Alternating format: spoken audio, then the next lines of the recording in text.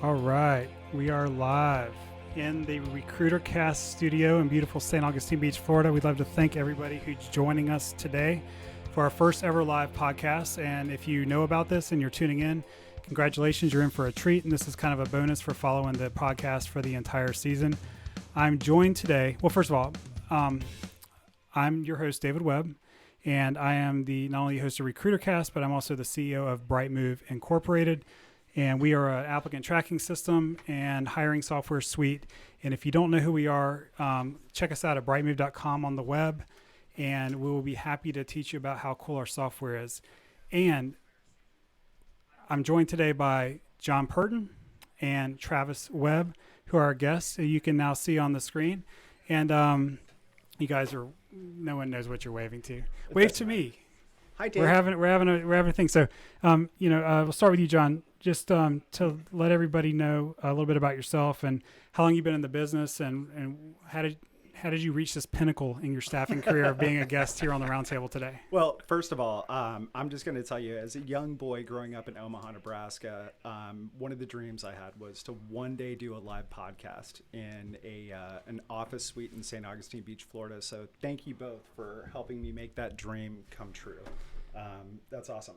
So how did I get into recruiting? I got into recruiting by this guy right here, Travis Webb. I moved here from Los Angeles, California about 13 years ago, and interviewed with a very well-known publicly traded staffing company for placement. And during the course of the interview process, I sat down and talked to Travis for about 45 minutes and realized that this is kind of what I was meant to do. So I've made a living for 13 years talking to people.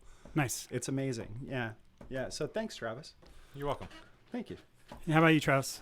All right. So, Where you at currently, and how'd you get here? so regional vice president of Florida for Modus. Okay. Got into staffing. This is my 17th year. Actually have a degree in drafting and design and realized I couldn't sit behind a computer. Got into staffing actually with you, Dave, and Jimmy Herf, and was around when we started the concept of Bright Move. And since then, I've worked for two very large staffing companies and another startup. So I've four separate companies in that 17 years, two very large ones, two startups. So I've had a lot of perspective on both ends of the spectrum. Right on. And okay, so we got 13 years with John. We got 17 with Travis. I've got like 23, I think. And just so everyone knows, one of the angles of the podcast is that I've kind of sat on every side of the equation. I came out of college as an IT professional, so I was a consultant. Then I started our own staffing company, and now I provide the software that runs staffing companies. So we got 50 years plus here at the table. So hopefully we're not going to say anything that's going to steer anybody in the wrong direction. Knock on plastic. Okay. Yes. All right. So, before we get started, and we're going to start off, we've had call-in questions. If anyone would like to call in during the live show and ask some questions, we'd love to hear from you. You can reach us at 904-525-8134. That's 904-525-8134. And in case no one calls, we have some that we've been gathering over the course of the season. It was really exciting doing the season. And before we get started, I'd like to thank Andrew Seward and Heidi Green, who are the behind-the-scenes workhorses making the podcast happen. Editing, they got all the ums out of all the interviews. Those awesome social media posts that went out every day, and you're like, who has time to do that many social media posts? The answer is Heidi Green. And also for Andrew helping really steering a lot of the original music, and I helped a little bit with that as well. Not nearly as much as Andrew did. So first question, icebreaker, before we start breaking down the episodes. This comes from Alexis at Ascendo, and she asked, what are some of the craziest things you've seen in staffing? Now, who wants to go first? And there is a time limit. Oh my Well, gosh. I guess I'd say this. We could probably do an entire podcast on this. With John Easily. and I were talking about this a second ago before we started, and And we will. yeah. So I look for. Hopefully, I can be a part of that because I could talk for days. But no, it's just over the years we've seen. Personally, I've seen a lot of crazy things from John and I were joking around. I mean, we've had candidates get arrested. We've had clients disappear. I mean, every end of the spectrum. How do you top that? I mean, It's tough. adults showing up with SpongeBob ties on for interviews. And I mean, it just, people are people. And that's one of the fun things about this job is it's unpredictable and you don't know what you're going to get every day when you walk into the office. That's right. Good or bad. That's right. Agreed. I would say that one of the craziest things I've ever seen in staffing, we had a client early on in my career that was behind on invoices, and my branch manager literally wanted to repossess their copying machine as compensation. So we're knocking on a door, and we got to get paid something for our time here. So we're going to take office equipment. Never been on that kind of repossession mission. A very rough part of town, at a business park, and told me to go canvas for a couple of hours. It was August in Jacksonville. I think it was 2,000 degrees outside. Okay. And I was in a suit and tie, knocking on doors. And I knocked on a glass door at this little security company. And there was a guy, I'll never forget this as long as I live. He was eating a popsicle and looking at me through the glass. Okay. And he opened the door and he says, "Boy, you look hot. You want to come in and cool off for a minute? I'm not going to buy anything from you, but you look like you're about to fall out." And that was right after I moved to Jacksonville. So it was that was Southern hospitality, I thought. Yes, it was. Yes. Yeah. That was one for sure. I can't think of my favorite one that I can say on the air because we had to designate this content as suitable for people under the age of 18. Yes. But I will say, I had a really good friend. I've known this guy. We met him in college, and do you remember that movie PCU, the Frisbee Chuck and Sheba monkeys? Yes. Okay, well he was a Frisbee Chuck and Sheba monkey, and we called him Sheba Monkey. I've met Sheba. After that name, but he would not wear shoes, and we had him. Travis was with us. We had him on contract at a logistics company, and if your guy comes in with sandals again, we have to let him go. We have a dress code, and I'm saying, dude, you're my friend. We've known each other for 10 years. Can you please put on some Nikes? And he didn't, and they let him go. So there you go. Dress codes are important. I code better without shoes. Yeah. All right. So having said all that, that kind of leads us to episode 1. And when I conceptualized the podcast, I wanted it to be something that would kind of not get too stale, right? Because the internet, we're going to put it out there. It's going to be on YouTube. It's going to be on iTunes, Spotify, all your favorite media players. And I wanted it to appeal to both young and old recruiters, people getting into the industry and people that have already been in the industry. Yep. So I thought episode 1 has to be, why are we even here? So right to our point about these crazy stories is you guys have a seemingly impossible job, and that one of the biggest variables in the history of mankind is mankind. And not only do you have to recruit mankind, you have to sell to mankind. So you have this 2 transaction that we both know or all know that can just break down at any point in time. So that's why I wanted to really set the stage with a really seasoned hiring manager in David Steele and a really seasoned staffing professional in Jill Chapman. Mm-hmm. So, why does the economy exist? Why does the hiring manager need the staffing company? Why does the staffing company wake up every day and talk to the hiring manager and the candidates? So I'd love to know as veterans, what you guys kind of got out of this episode. And Travis, I'll let you go first. Yeah, no, I mean, listening to David talk about it, I mean, most hiring managers, they don't want to go to work to recruit and interview, right? And so that's where we as recruiters come into play, because we all have jobs to do. Our job is to find people for you. Their job is to write software or, push products or whatever they do for their normal day-to-day job.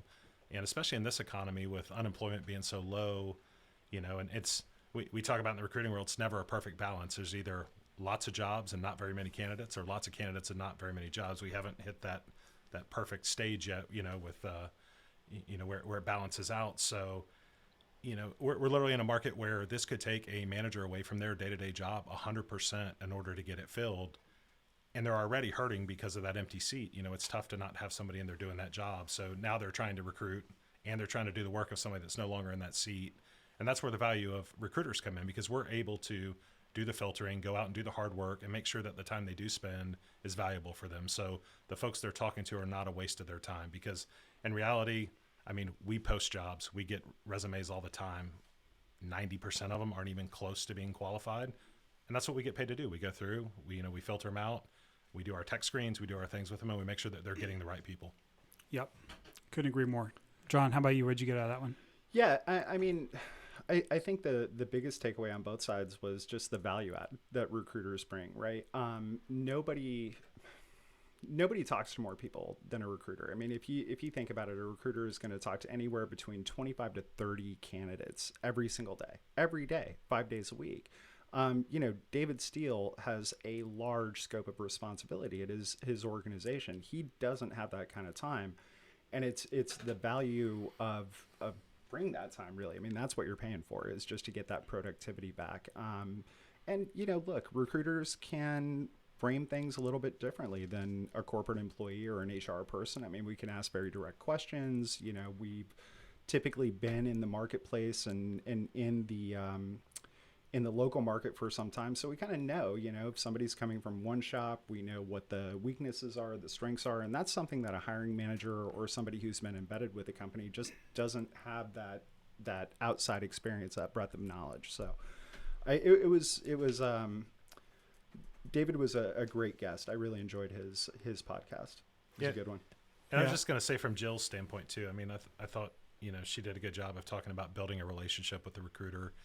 And too many times it's transactional. And I actually was talking on a panel down in West Palm Beach back in late November, early December. And I was the only recruiter on the panel with three others. And, they kind of started to go in a little bit on recruiters. And, sure. And it's funny talking about, well, recruiters don't take time to learn my business. They don't take time to do this. And so I posed a question. I was like, well, how much time do you spend with the recruiter? Mm-hmm. Yeah. And the guy kind of stopped in his tracks. And it's like, it's a two-way street, right? Mm-hmm. So we're investing in you. Make sure that, you invest back in the relationship, that we can get you the best people. Yeah. Yeah. A lot of times I just had an old friend of mine call me. He's in the roofing business, and he needs an IT guy, and I need a guy. I'm like, it's going to cost you, Mm-hmm. and for 10 years you haven't had one, and you're frustrated. And how much is that worth to you? Right. Right. I mean, not only is the guy or gal that you hire going to cost this much, but you're going to have to pay this fee. And, I thought David did a really good job, and so did Jill, of kind of laying out the value. Mm-hmm. And the number looks big when you first think about it, but if you really put it in a spreadsheet and you factor in the cost of not having the seat filled and the cost of you not doing your job as mm-hmm. a hiring manager, and then you got the costs that are a little bit harder to measure, like, if I'm a hiring manager doing all my own hiring, how much longer am I going to be with the company? Because that's not what I want to do. Right. Yeah. And then vetting the resumes, and there was overlap in episodes, and I might, kind of jump ahead a little bit, but when you get that resume as a hiring manager, you don't need to see another one if it's the right candidate. I think Jason Miller was talking about this in the RPO episode. It's like the trust your recruiter, build a relationship so that you do trust them, and know that when you get those two, they've gone through 1,000. Mm-hmm. Yeah. Don't see another one just because you want to see another one. Yeah, we kiss a lot of frogs. Yeah, a lot of frogs to find that prince. Well, I think that's one of the hardest things right now is you still have, some folks have the mindset of, I need to interview 4 people. This isn't the economy to do that, right? Mm-hmm. I mean, especially some of these skill sets that everybody's using. If you interview 1 to 2 and you like both of them, you need to pick one. Yeah, quickly. Right? You can't wait for the next 2, because you do that, and then a week later you come, hey, Travis, I actually like candidate number 1. Well, they've already started at the other job. Mm-hmm, you took too long, right? So, that the days of, well, I got to have this certain number of people I talk to, or so just out of curiosity, and this is something that I've struggled with, right? So how do you, and you're a great recruiter, man. You've done this for a long time. When you're framing that up to a customer or a client, and you say, hey, listen, this guy is not going to be here tomorrow. If you like him, you got to hire him. How do you get that message across without being salesy, without, So it's tough, right? Yeah. Because as soon as you start that conversation, it's like, oh, you're just trying to make a placement. Right. You're getting pushy. And sometimes you have to say, listen, you're going to have to learn the hard way. It's going to suck for you, and it's going to suck for me at the same time as the recruiter. But they're taking this other job, you know, and it's weird though, because just last week we have a client, we're doing several searches for right now, and they had a bunch of candidates they liked, and one of the candidates called us and said, "Hey, just full transparency, I've got an interview in Orlando on Tuesday. I really like your opportunity, but I just want you guys to know what's going on." So it was on Friday. He had a final interview scheduled for Monday. We called the client, told him that. The client came back, said, "You know what? I don't even want to risk it. Make him the offer right here on the spot. I don't want him to go in Orlando on Tuesday. Nice. That's our guy. We want him." And so some clients buy into it. Some of them are still just going to push back and think you're being salesy, and they have to learn the hard way, unfortunately, for everybody. It's part of the business. Agreed. Nice. But I try to frame it up as, you try to say, "Hey, look, I'm trying to help you. I'm trying to help you." Yeah. But sometimes it is what it is, and they have to learn. Do you think that part of that is just the nature? There are so many recruiters out there that really do just kind of push paper, right? And I'm not bagging on recruiters. That's not what I'm doing. But look, some mailing it in, some put more effort into it than others. Do you think that's kind of a symptom of the way our industry operates? Without a doubt. Without a doubt. There's a lot of churn and burn at some places, and you see that. And look, recruiting is not easy, and a lot of people get into it, and it's not a secret. You can make a lot of money doing it, but it takes a lot of hard work, and it takes time, and it takes effort. And, it's certain places, and, you see people come in, and you'll see them at a networking event, and 2 months later they're gone, and they've realized, hey, I actually have to work at this. Yeah. And the ones that have been around for a long time, have done it for a long time. You can ask those questions. I'm jumping ahead a little bit, but we talked about kind of choosing software, but it's the same thing with a recruiter. Like, ask them, how long have you been, in the industry? Tell me about some of your past experiences, how you work. And I've never been that, Sundays, sales guy. That's not me, right? Like, I'm very real with people, and I'm not going to get real excited, but I'm honest with people. I love it. Well, John takes me to lunch every week. Well, cool. Let John take you to lunch. I'll be back at the office filling your job. How does that sound? Yeah. Great. That's always been kind of my way of attacking it. So I'll try to recap this. So if you're thinking about getting into recruiting, it's not a 40-hour week job. No, not at all. No. I just saw I saw a little bit of their soul leave their body when they shook their head and said no. Yeah, so no. If you can see me on camera, I'm only 22. No, I'm just kidding. But it is a great job for people who like being around other people, right? It's not for reclusive people. It's for very sociable people who can talk to 30 people a day, and you got to have that same energy level at the end of the day that you have on that first call. Yep. And there's I've talked about it with some guests for season 2 coming out soon, but there's no college track in the College of Business for recruiting, which is where it would probably be. So you're not going to really know anything once you start. You're going to have to go on board with a great company like Modus, who has a training program in place, who has a proven track record and a proven process, and pay attention. And you can make a lot of money at it if you work hard. And, to the point about, how do you not sound salesy? You just got to be, I think our secret to success in the staffing company was being honest. And we didn't push numbers. We told the hiring manager, you're going to get a lot of resumes in the next 24 hours. You're going to get 2 from us in 3 days. And those 2 are going to be the best ones that you get. And that was our recipe for success.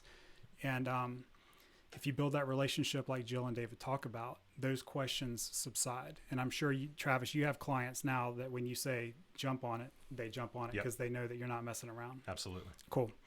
All right. The next one was the next episode was episode 2. This one was near and dear to my heart because I started the business with Jimmy, which was the Herf Web Staffing Company, which then became Bright Move as we got out of the staffing business back then. But there was a lot of hurdles, right, that we had to overcome. And Travis, you were there. We didn't. You look back now, you're like, none of us knew what the hell we were doing. Not at all. Not even close. Like we didn't even know what we didn't know. And the purpose of this episode really was, there's entrepreneurial people out there who are going to go out on their own, whether they work for your staffing company today or you're going to hire them next year.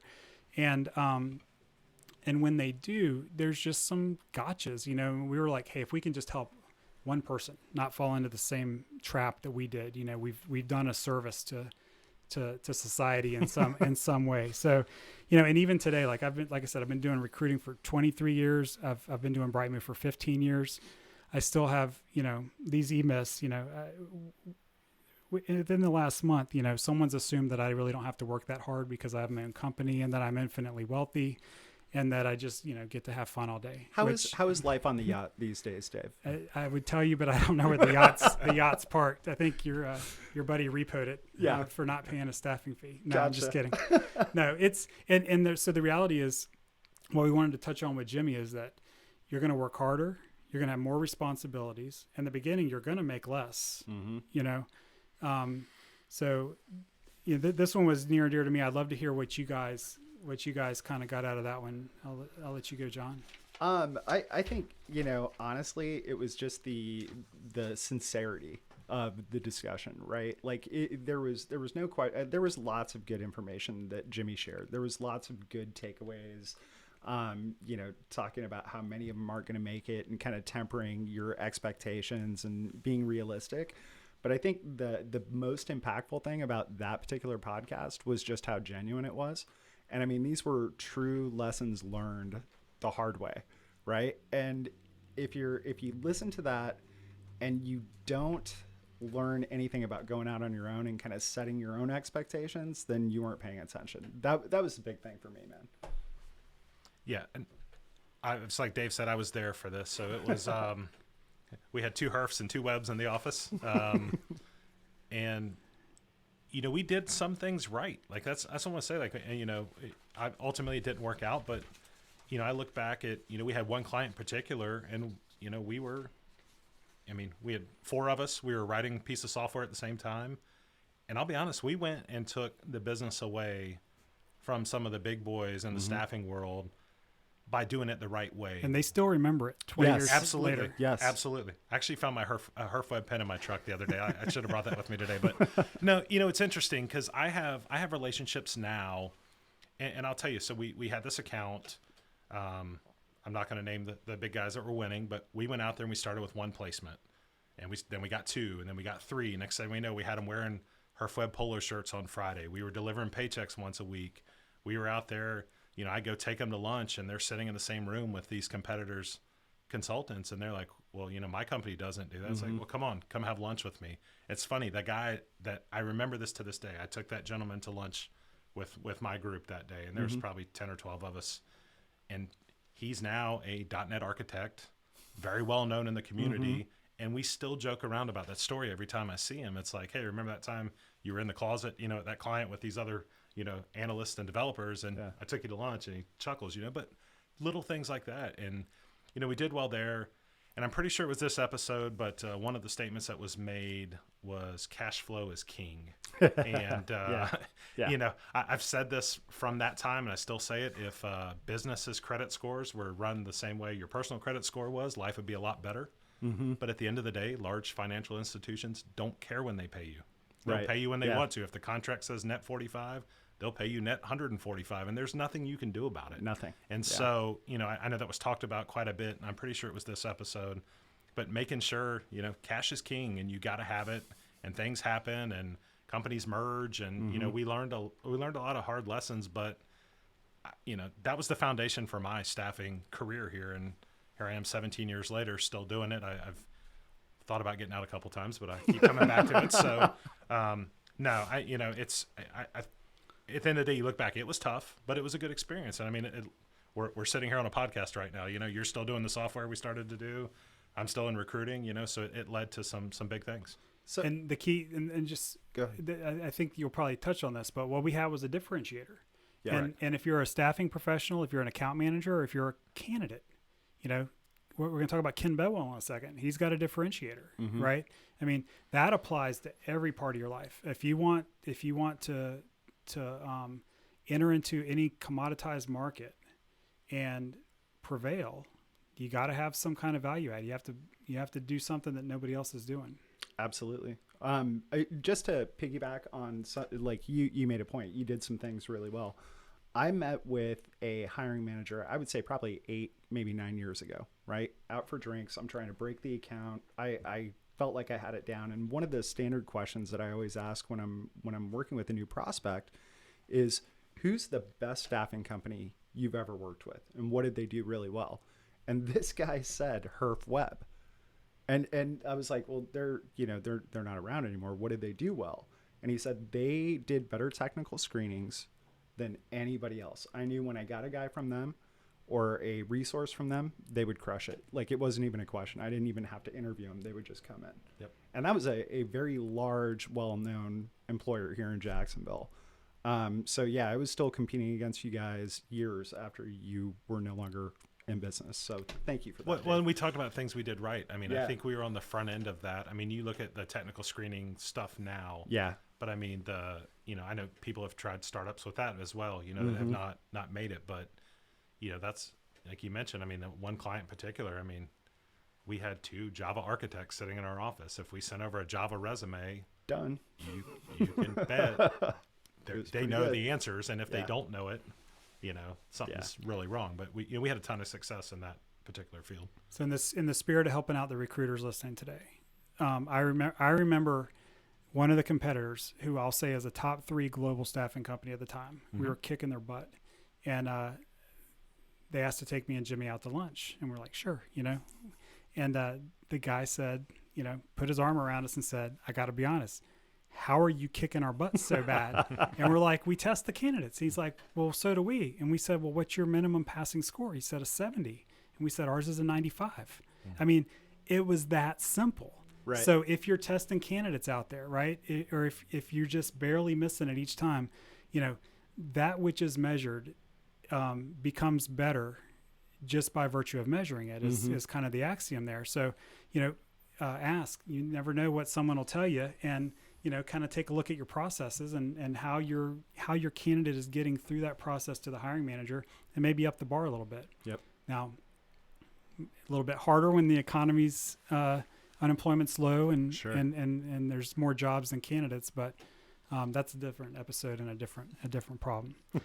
Okay, episode 3, Ken Bedwell. We talked about Ken. Ken is a brilliant developer and a very smart guy, and I've participated in some of my funnest contracts with Ken, and I've known him all the way back to when we were both contractors at Bank of America, right around Y2K. So, 20-year relationship there. So I knew when I had to talk about how to beat the ATS, Kim was the guy, because this is the guy, like, you'd show up to work and the next day he'd have like half the workload from the day before. And he'd be like, yeah, I wrote a script.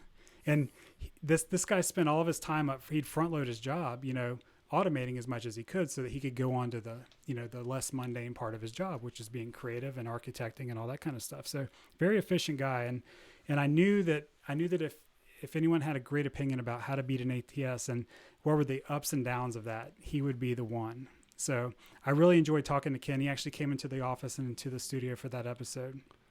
And he says as much that's how much he likes, working with us, and the mutual respect and knowing that what we're doing here is authentic and good information. So you guys both know Ken as well. Did you guys learn anything new?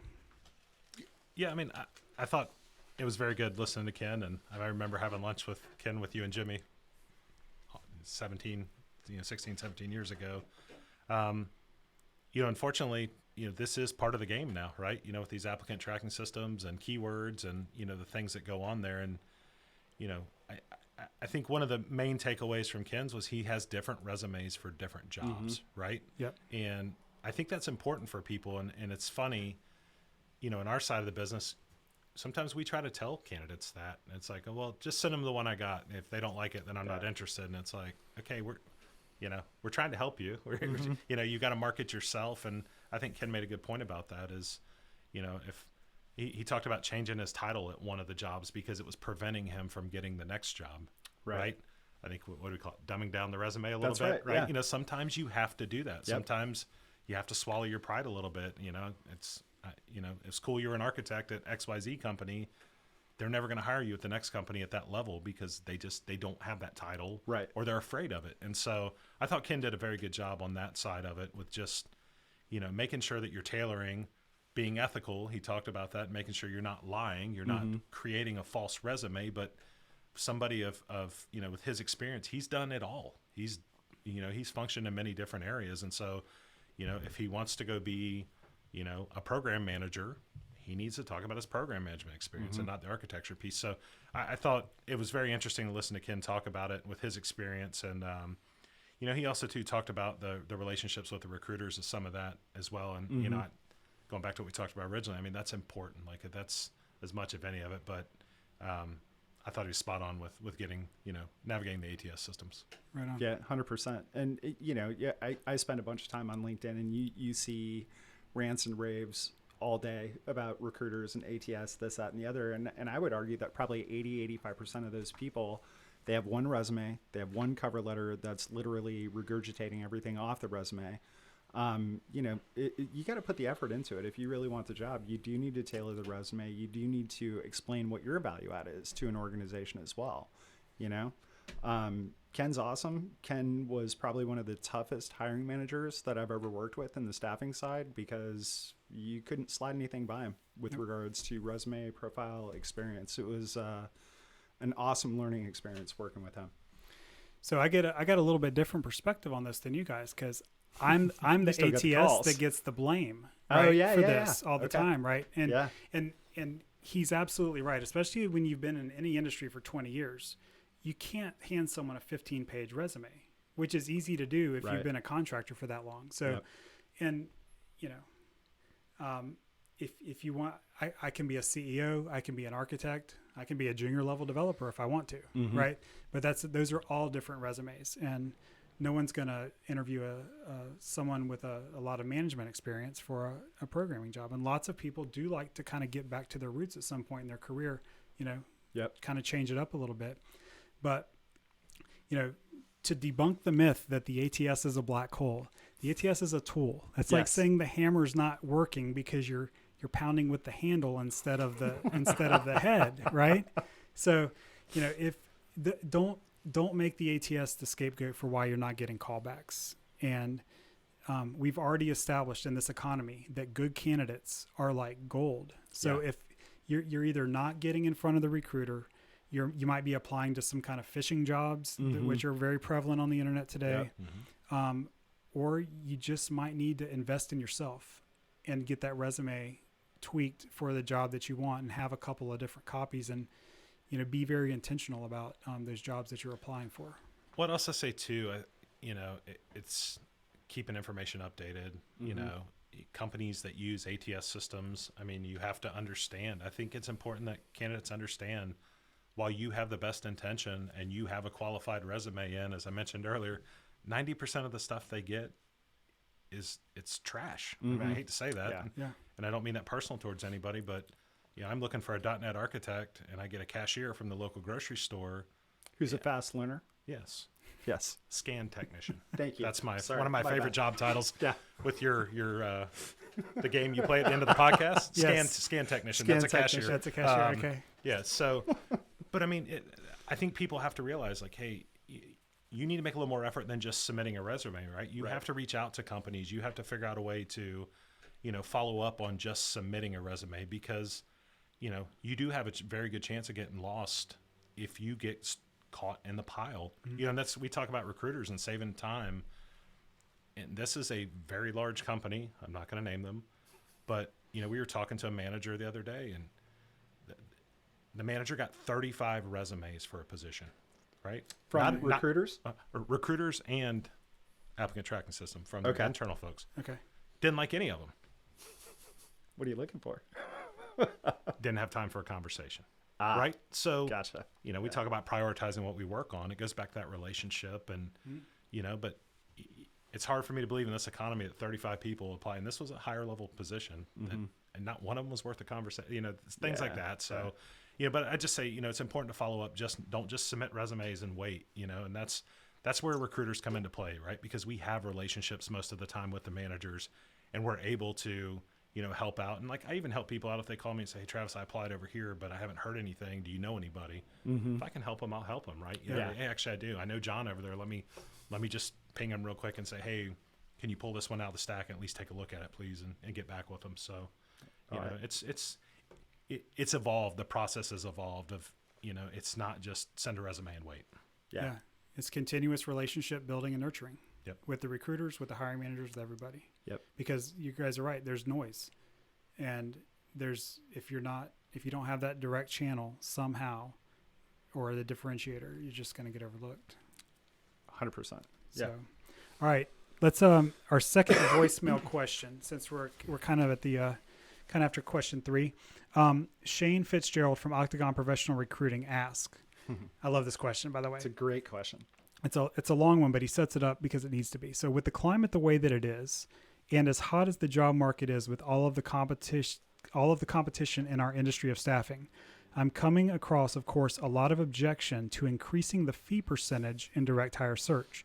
So what is the best way to overcome these conversations in terms of negotiations when competing with multiple firms? Terms that the clients are dictating. What is the best way to overcome upping the fee percentage, which seems to be a standard 20% in the field of accounting and finance, and having that conversation? So just to set the stage for everybody who might not be familiar with this, there's contract placement where there's an hourly markup, and then there's direct hire placement where the fee is a percentage of the candidate's starting salary, and it usually comes with a guarantee. If it doesn't work out within 90 days, there's a free replacement or a prorated refund, something of the sort. And for 20 years, the standard fee has been 20%. It's funny, it's been inflation proof. Right. It hasn't gone up or down. Right. It didn't go down in 2008. It didn't go up in the recent years. And, in my opinion, if I'm looking at it purely as an economist, it should fluctuate based on supply and demand. So demand is high, supply is low. How do you have that conversation? Or is the free market going to dictate that, where you say, both of you guys want my candidate right here. What are you guys willing to pay? How does that work? So that's a tough one. Okay. That's a really tough one. And I would say the best response that I've ever heard to this particular question, or how to address it, is to hit it directly between the eyes with a follow-up question. Okay. Right? So, the conversation is, hey, John, I don't understand why you want to charge me 25% for an Azure architect. Company XYZ is only charging me 20%. And the follow-up question is, how's that working out for you? Right? They're charging you 20%. The job's been open for months. Nothing has happened. Okay. You can approach it a couple of ways. In a short supply, high demand skill set, you're going to have to invest more of your time as a recruiter to find those diamonds in the rough, right? And I used to tell my customers all the time, I can give you 20% flat fee, just like everybody else in town, and I'm going to take this job back to my recruiters, and I'm going to hand it to them, and they're going to get really excited about it. And then I've got another customer that's doing 25%, and I take that back to them, and they're both the same skill set, same market demographic. Which one do you think the recruiter is going to work on harder? But I'll tell you something, Mr. Customer. If you give me 25% to fill this job, my recruiters are going to attack this like it's made out of ham. Like, they're not going to stop working on this because it's a higher fee. So if you're really, truly motivated to fill this job in a tough market, this is what we need from you investment-wise. That's how I would address it. And then if they're saying, well, your competitor's still doing 20%, what's your objection to that? I would say, if they beat me to it and you can get it for 20%, that's awesome. But I'm telling you right now, this job's been open. It's been open for a while. If they could fill it, they would have by now. Okay. So, and I noticed he asked specific to accounting and finance, and I know that field has gotten really tight. Brutal. If you try to find a CPA or even staff accountants, it's a hard field to fill right now. So my take on this is, I think this conversation happens at the wrong time. And what I mean by that is, John says he wants to pay me 20%, and we're in the beginning of the conversation. If the field dictates 25 and I feel like I should get 25, what do I have to offer John, right? So if I want to raise my rate, I can't go in and say, hey, all right, let's negotiate, and I'm going to go look at it. To me, you have to have something that shows that you're worth it. So what I mean is bring a candidate to the table, right? Hey, I need a CPA for this thing. Hey, I've got this CPA. We're negotiating. Look, if John's doing 20 and I'm doing, you beat me up and get me down to 20, and neither of us find you anybody, it's not doing you any good anyway. So we go back to the original conversation. How much is it costing you for that seat to be empty? Right. And at the end of the day, I mean, if it's a $100,000 position, $5,000, if I have somebody in there versus waiting another 3 months, and God forbid I go get 10 more agencies to do it for 15%, and they don't find me anybody, and send me crappy candidates, and I end up wasting even more of my time. So I think it's, especially in this economy, it's he or she who has the candidate wins. I mean, that's really what it boils down to. So if I go to John with something that solves his problem, I'm much more likely to be able to negotiate to go from 20 to 25% rather than, hey, I just want to be like everybody else in town. I don't have anybody, but go ahead and beat me up on rate right now. Because that's how it plays. And, there are different levels. There's different, firms that they specialize in skills, and they'll go higher. They'll go 25, 30. John and I may know a company that starts at 35%. No names mentioned there. But, it's interesting to see this. And like even now, I mean, we see companies coming back and trying to negotiate after the fact. Oh, man, we really like John, but, I know that fee's supposed to be $30,000, but we really only can budget 22, you know. At that point, you're all the way down the road. But it's tough. But like you said, the 20%, it's always kind of that standard. But, and for finance and accounting, I mean, I don't see why you couldn't ask for more, especially if you've got the product to deliver. Yeah, and you got to educate the client a little bit too, right? Because we talked about the saturation in the staffing market, and there are recruiters who they're going to grab a resume, they're going to push it your way, and if you get interested, they'll qualify the candidate. But when you're talking about asking somebody for a 25, 30, 35% fee, you got to let them know, listen, man, I'm not just posting your job and pulling resumes. I'm calling people at their desk and getting them excited about your opportunity. Like I'm recruiting for you. I'm not just catching resumes. There's a difference between recruiting and searching. Absolutely. 100%. Yeah. And Travis, you're saying the leverage is with having the candidate ready to go. Especially in this market. Yeah. I mean, in a candidate heavy market, you're going to be 20% or going the other way. And I'll tell a quick story. We bid recently on some business somewhere in Florida. We'll leave it at that. And, large company, and, we had to get aggressive on our perm fee percentage. And then I was talking to somebody else, and they went in at a rate under 10%. And I asked him, I said, what are you doing? Like, oh man, that's what we do. That's how we get the business. And he said, you wouldn't do that? I said, I wouldn't get out of bed in the morning for that. And I wouldn't. Right. And he's like, well, why? I was like, well, you have to place, you're less than half of what the industry standard is to start with. But then not only that, but the skill sets that you're looking for, Java architects, there's no way. Short supply. Because if I can find one, I'm taking them to 12 other clients. Yeah. And I'm working, to Shane's question there, not only am I looking for 20, but how do we get that up, because we know the demand's there. So this kind of feeds right into episode 5 with Jason Miller, which we're going to get to in a second with the RPO. But really the 20%, if you were to add up all the costs, buying all the tools, get you, just hire one recruiter. Oh yeah. Good luck. Finding a good recruiter that you can hire for a year. Right. It's a no-brainer if you really want to fill the seat. Yeah. Yeah. And somebody like Shane, Octagon is very, very specialized. They're very niche focused down in South Florida. The guy who runs it is a former Big Four CPA. Right? Mitch Kramer. The guy knows his stuff inside and out. So, it's almost like having you vet Java guys. They're going to be slam dunks. They're going to be highly qualified candidates. Right. I think it's a no-brainer to ask for 25 or 30 in that type of scenario. Okay. Shane, thank you for that question. And let's move on to episode 4. We talked to William Tincup. William is a great guy. He's marketed himself so well in this industry, and he's just ruthless. He's just been at it. He's at every trade show, he's in every publication, he's on Twitter 24 hours a day it seems like sometimes. But he's very passionate about kind of helping yourself and choosing vendors and that kind of stuff. So what did you guys think of William? Was that your first exposure to him?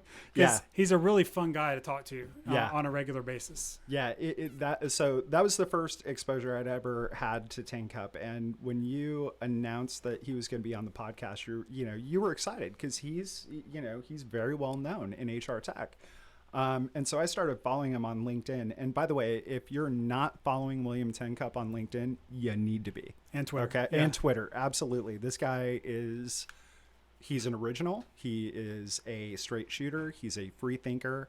And he kind of thinks around corners, which is really unique and interesting. That's a good way of saying it. Loved his podcast, loved his episode. And I was fortunate enough to have a follow-up one-on-one discussion with him.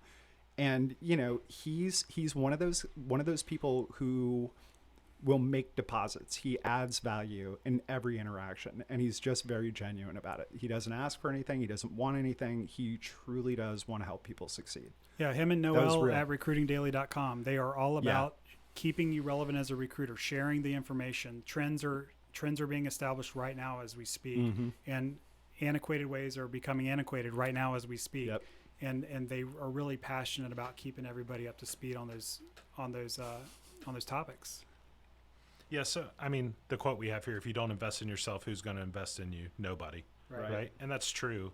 And, he talked about, just staying relevant. I mean, we talked about staying current and relevant as recruiters. I mean, times have changed. Times continue to change.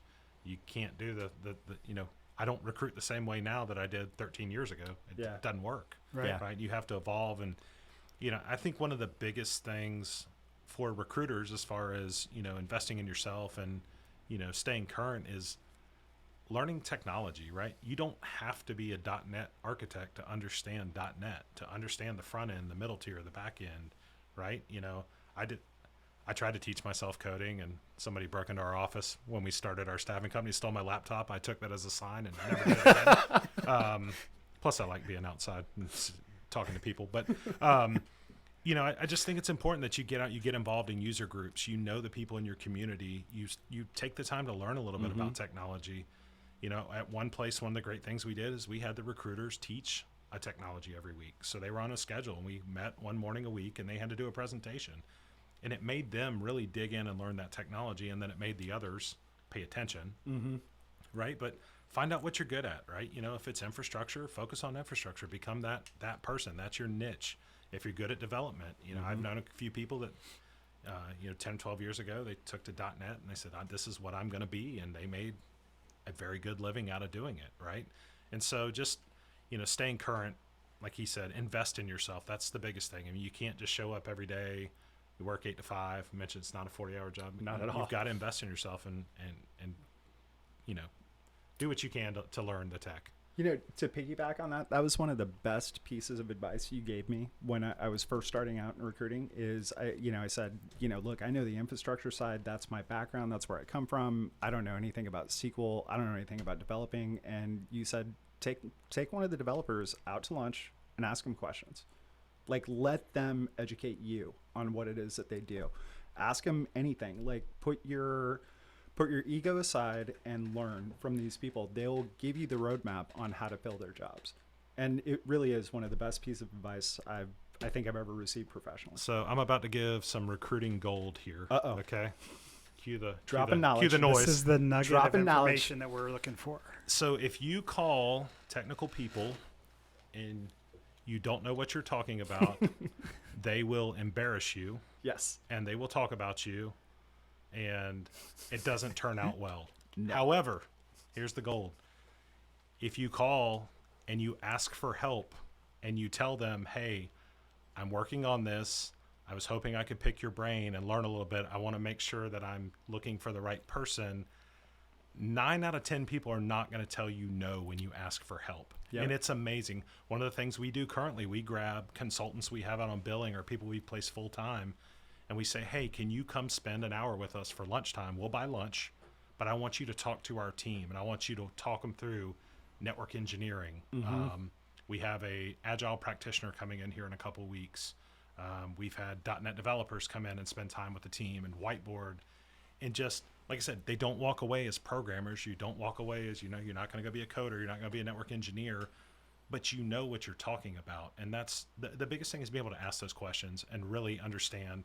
Because I mean, John could call me and say, hey man, have you ever used Unified, Communicator or Cisco? I'm like, sure, 5 years. It's amazing. Oh, sounds great. I'm going to send you in. It's like, and somebody calls me and asks me a technical question, I'm done. Yeah. Right. Yeah. And that happens a lot more than you'd think. Cause like I said, people don't want to work hard at this. They're trying to be the most efficient and get after it. So if you ask for help, I mean, I think it's important that people will help you. And they remember it too. Yeah, and you're describing a situation where you have an applicant who's perhaps inept and lying. And the flip side, which I thought you were going to, is that if you have an applicant who knows their stuff, and you call them up and you say, I'm recruiting for a job, do you know the Java? Right? Right? It's C pound. Yeah, do you know C hash? Love C hash. C hash. Great language. .net, right? Yeah. I mean, do you know the SQLE? Yeah. And it's like, you don't have to be a technical person to understand how to recruit for a technical person. No. And I think that, just if someone hears that and they go, oh, okay, it gives them hope. Like you said, just immerse yourself with the people, find an area of focus, whether it's accounting and finance or tech or industrial, executive recruiting. And if you focus on it and you invest in yourself, you will become a good recruiter at that and learn. And be humble, right? Like, yeah. I mean, the first asking for help's great. 7-8 years I was in staffing was all tech. I could do it in my sleep, right? I took a promotion, started traveling up to Washington, D.C. Washington, D.C. was all F&A. I'd never done finance and accounting. I didn't know anything about it. So I started taking candidates to lunch. I asked questions, and I got serviceable. So episode 5 was with Jason Miller about the RPO. And it was one of the first interviews I did. And, RPO is one of those things where some people are doing it and they don't know what it is and they don't even know they're doing it. Some people don't know what it is or why they need it. And I thought Jason did a great job of describing it. But it's kind of like staffing on steroids. It's kind of like how I envision it. And if you're a company out there looking to expand your HR department, if you're a staffing company looking to maybe even push out your competition at a place where you have a really great relationship, RPO might be a really good business model to propose. And just so everybody knows what RPO is, stands for Recruitment Process Outsourcing. It's the process of augmenting your HR department. The company still owns the resumes that you find, and this is all negotiable in contracts, but typically companies do this because they want to hold on to the candidates. They want to own the candidates that they found but didn't take the position. Or and then the fee is much more predictable because the volume is more predictable. Higher volume type positions, it's a really good fit for. So, I thought Jason did a really good job of not only stressing what RPO is and how important it is, but he really tied it back into the treating people with dignity and respect. Ghosting is not new. It's been probably going on as long as I can recall. Yeah. It's a lot more trackable now. Oh yeah. And it's a lot more memorable now than it was, when we were all fumbling paper and the first applicant tracking systems that didn't have texting. I've called a few emergency contacts to expose some ghosters before. Yeah. Yeah. So yeah. We haven't heard from John. Have you heard from him today? Okay? We're really concerned. Yeah. So what did you guys think of the episode on RPO and how do you feel about the business model? So I think number one, when I was in staffing, I hated RPO because I lost customers to it all the time. And it was always kind of one of those shake your fists, I wish I could do RPO kind of a thing. But what I took away from that episode and what I thought was so remarkable was that Jason was able to keep the candidate experience and the candidate journey really personal, really human. And, and this is a company that does thousands and thousands and thousands of placements a year, right? But just always being mindful that there's another person on the other side and to treat them with dignity and respect and, be aware that this is a vulnerable time. They're looking for work. They're looking for a job. They don't know what's next, or maybe they do, but I thought that was really, really impressive. And I think that, in terms of the way that they enhance HR instead of like boxing them out or replacing them, I think he did a great job of explaining that. And I think for many organizations, RPO is a good model to explore. Yeah, I agree with that. I mean, he talked a lot about it being seamless, right? From a candidate standpoint with, it's an extension of HR. At Modus, we have a sister company called Pontoon, which is a large... I've heard of them. Large RPO. And, they fit in, you look at the ecosystem of what we do. I mean, it makes sense for a lot of large companies, versus having to hire all these people. They bring in an RPO regardless of who they choose. And it works. And I agree with John. I mean, we've lost some business to RPO, but we also have some clients that are RPO because sometimes they sign up for the whole thing, and then it gets to technology and they don't know what to do, right? So it's like, hey, Modus, can you help us find this person? So I think for me, I've always had a relatively good relationship with RPO. A couple clients amongst the years that have, it's gotten us boxed out, but sure. I think it's a great thing for certain companies, right? Like there's different service offerings, and I think, like I said, I think it makes sense for some places. Agreed. Yeah, it works great for scale. It works really good if you can negotiate tiered pricing, where you as the recruiter can get incentivized to fill faster, right? And I just want to say, I've said it before, filling fast is not a great metric. Other people have said it too. Filling with quality is a great metric. Yes. So I can see that kind of morphing and changing as we figure out better ways to measure that. And another thing Jason said that's really important that a lot of people overlook is the brand and the preservation of the brand. And so, like Travis is saying, if you're a large company and you need to scale and you need to supplement with that seamless thing, the seamless part is the company culture and the brand. And the candidate thinks they're applying to the company and not the RPO company. And that's not easy to do. So if you can find a good RPO company that could do that for you, then you're halfway there. Yeah, agreed. Yeah. All right. And then, we try to get a little bit onto the candidate side as well, because we want everybody to listen to it. Like if you're part of this recruiting economy, you're a candidate, you're a hiring manager, you're a staffing professional. Our saying here at RecruiterCast is everyone is part of the recruiting economy at some point in their life, whether they know it or not. Right. So we brought in Jim to help us with the candidate side. And I've talked a lot about doing things intentionally, and Jim just nailed it with the my perfect job framework. Like, how simple is that? Like, advertising, this is what I want to do. Right. I can't tell you how many calls this, week and last week, or I still get calls, from my resume that I posted on Career Builder 20 years ago. And I go, this is not really what I do anymore. And, it's a whole 5-minute, process of, no, I'm not going to give you any referrals, as Ken likes to talk about in his episode. But, how valuable is that to you guys as recruiting professionals to have someone with kind of like a broad skill set, but to be able to know exactly what they're looking for? Well, I think it's important. Like you said earlier, we're dealing with, people on both ends, and people are unpredictable, right? And at times unreliable. So to have somebody that'll come out and actually say, hey, this is what I want is important. I think he also talked about communication skills, right? And the fact that, everything is electronic now. Quick side story. So I decided to go back and take a couple of college classes this semester. My first one was Intro to Public Speaking, which I've done a lot over my career, but I had to do a persuasive speech on social media is eroding face-to-face communication skills. So when I was listening to Jim talk the other day, it clicked with me. And, one of the studies I cited in there is, they surveyed 100 individuals between 17 and 25, right? 57% of these people had anxiety when they didn't use social media. On the inverse, 37% of them had low self-esteem from using social media. And almost 40% of those 100 feared face-to-face communication skills, like communication with each other. And I was listening to him talk about that, in this world where everything's electronic and we talk about the ATS, for somebody to actually express what they want to you when they're not really willing to hop on the phone, they don't answer, nobody answers their phone anymore, especially if they don't know the number. But for somebody to be able to communicate exactly what they want is huge.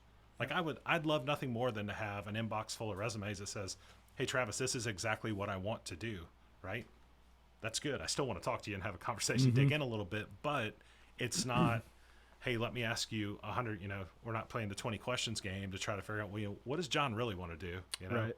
Yeah. Would be the yacht captain or, whatever, but that's what, and the other point I want to point out from Jim too, and I think I was talking to Dave about it before we started today, was he talked about using the ATS system, right? And the fact that recruiters today are so quick to hop on a job board. Yes. And he used an analogy. Yes. And I was actually driving back from Fort Lauderdale Tuesday, and I heard this and I was cracking up by myself in the car, but he said, it's like walking into the bar and you have 3 ladies that kiss you on the cheek. You're looking for a date, but you go right by them and you start trying to talk to a bunch of strangers versus the 3 that just kissed you on the cheek. That analogy had me dying laughing in the car, but it's so true. It's true though. Like, we have all this information in these ATS systems, but it's not the first place that most recruiters look for. It's like, oh, let me go out here. So I think leveraging the technology that you have is big.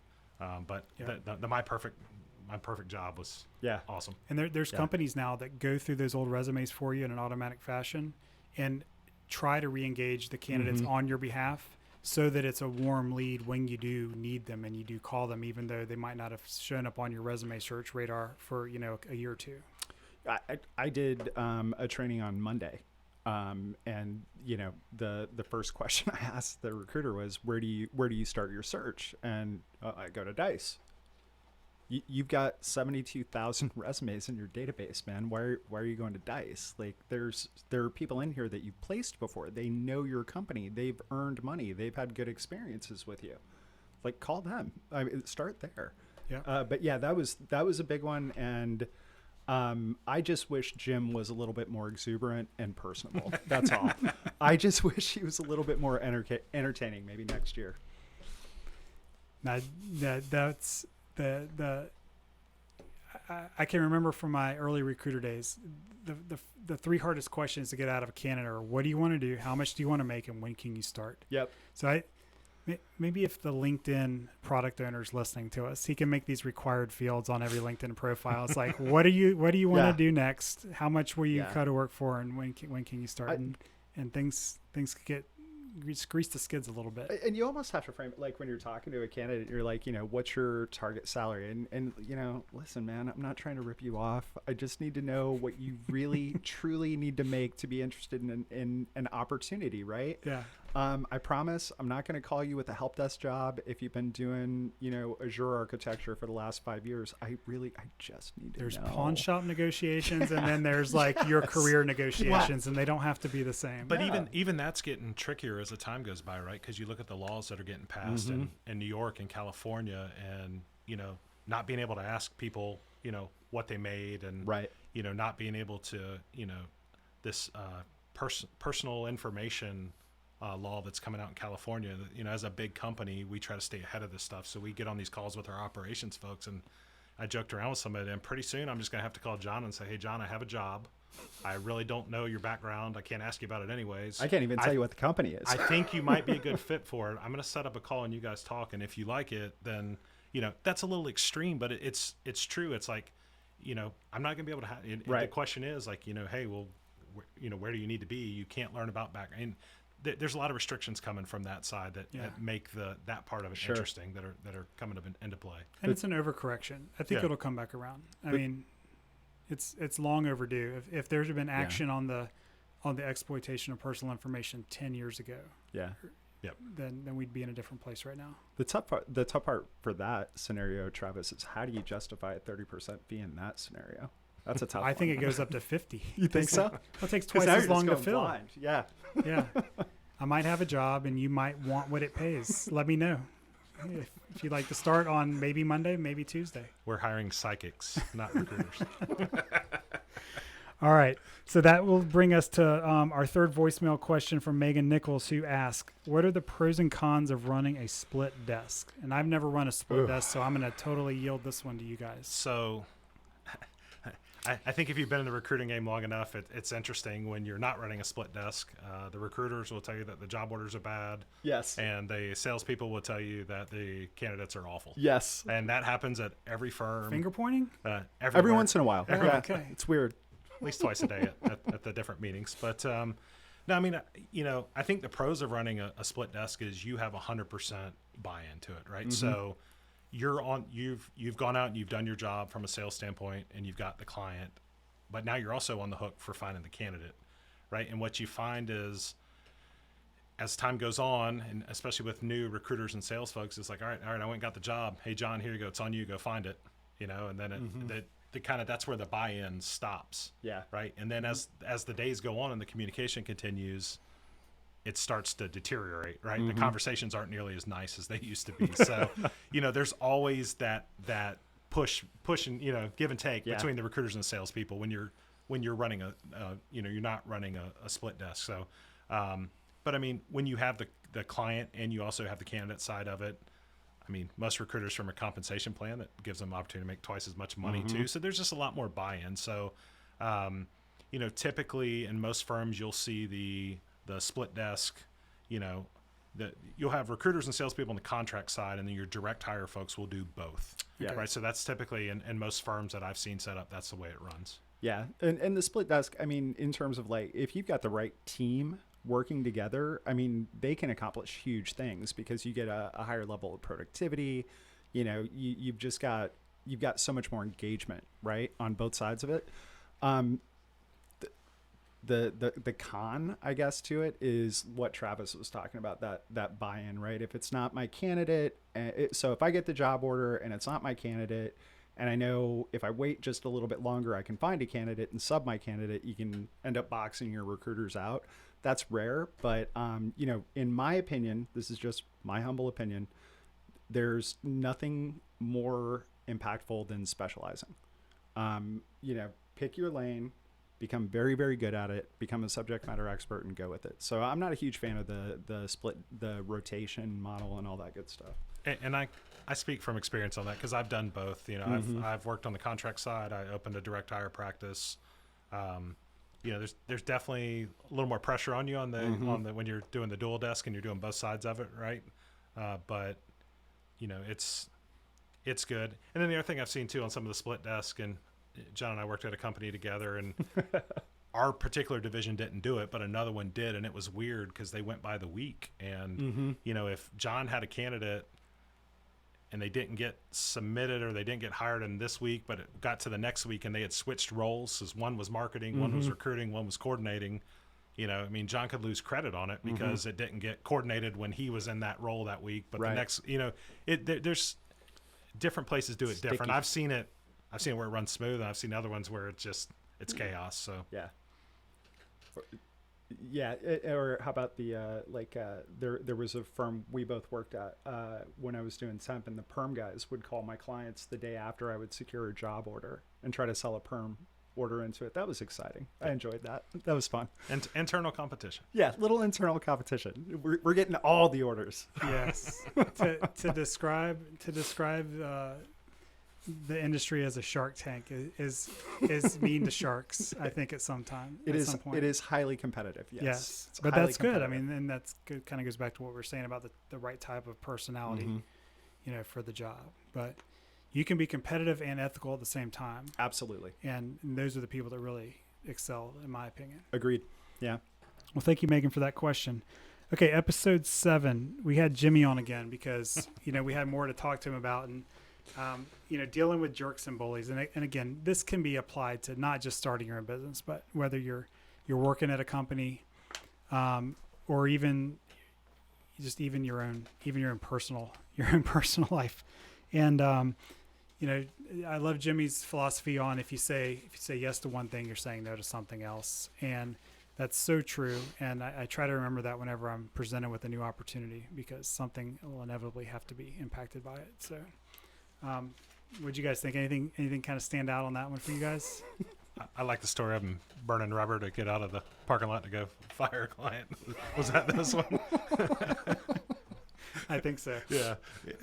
No, and it's funny. I mean, it just talks about, treating people right. I mean, that's really what it boils down to, like all the way around. And I look at it from the recruiter side, right? And, listen, are you going to get a call occasionally? I mean, I think, I don't know, it was you or Ken that mentioned, like, you got a call about doing PL SQL development, right? Like sometimes people make mistakes, right? Sure. Like, it's easy to just say, hey, like I haven't done that in 20 years. Like, yeah, I appreciate the call, but you need to update your information, right? That's easy to say. Right. You send out an email and it goes to somebody, and the responses recruiters get back, and the animus and the stuff that comes back is crazy. And I'm just tell a quick story. I had one where I had a recruiter send out an email blast to a bunch of developers. Well, he didn't put it in the BCC field. He put it in the CC line. But not only did he copy developers, he also copied HR managers and hiring managers. And so this was when John and I were together, and we had a candidate who had been fired from a job. It was just a nightmare situation. We're not going to go into that. But yes. So he decided to hit reply all and make up this whole story about how bad we were and this and that. And I had an HR manager actually forward it to me and say, hey, Travis, you probably want to look at this. Mm-hmm. And, I'm reading this and I'm like, this is unbelievable, right? And so I had to pick up the phone. I called the guy and I said, hey, man, I'm reading this email. Oh, I'm just having a little fun. Like, I don't think it's funny. Yeah. Right. I was like, so you got 30 minutes to hit reply to all and tell the truth and back away from your story, or I'm going to hit reply all and I'm going to tell them the truth. Right. And sure enough, 10 minutes later, it came back. But it's just that part of just being nice to each other, and people make mistakes, and we all make mistakes, and we reach out to people, and, maybe we don't have the latest resume. Maybe our ATS has one that doesn't have that feature, which I love, by the way, of, hey, it's been 18 months. We haven't heard from you. Would you like to update it? Would you like us to remove you? Right. Things like that. And, so I just think learning to be kind to each other, or doing it again, because I don't think it's always been this way, but there's like this, contention between, recruiters and tech professionals. And at the end of the day, we're all trying to do the same thing. Like, we're trying to make placements. They're trying to find better jobs, and, mistakes happen. So that's, and then, I like that when you talked about building in the language into the contract, right? Where it's like, you mentioned, somebody who's belittling your people, and it's like, none of us need that, right? Right. It's not, we live in a world where we don't need the business that bad. I've walked away from clients before, just like, hey, I can't do this anymore. Like, you're hurting my reputation at that point. At the end of the day, after 17 years of doing this, that's what keeps me going, is my reputation, right? And I'm not going to let it get ruined because of one company or one manager that just continues to, to act in a certain way, whether it's to me, to my consultants, to my recruiters. We just, the life's person too at the short. front desk. Yep. Yeah. Life's too short. Yeah. Yeah. One of the mistakes we did make early on is that the customer was always right, and we lost money over and over again. Yep.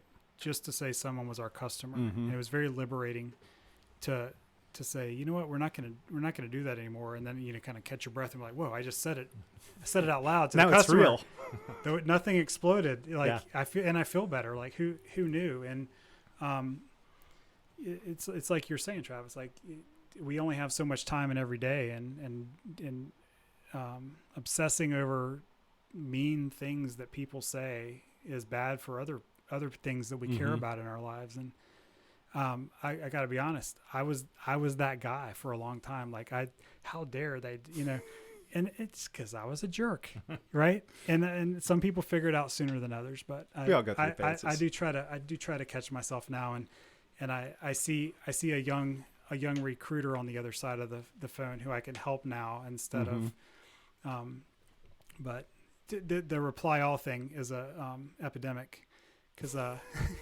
friend of ours who likes to do MMA fighting did it. I remember this very well. Very well. He had reply all on a Java user group email, and it didn't end well. I think his contract ended, but the situation didn't end well. Our client was also in that group. Yes. So it did not end. Yeah, just acting with haste makes you prone to mistakes, I guess, is the lesson that we all learned from that one. The big takeaway, and I think anybody, especially if you're younger and like you just don't have that experience, it's totally okay to fire customers. Yeah. It's totally okay to say, look, man, I'm not working with you. I choose to spend my time elsewhere.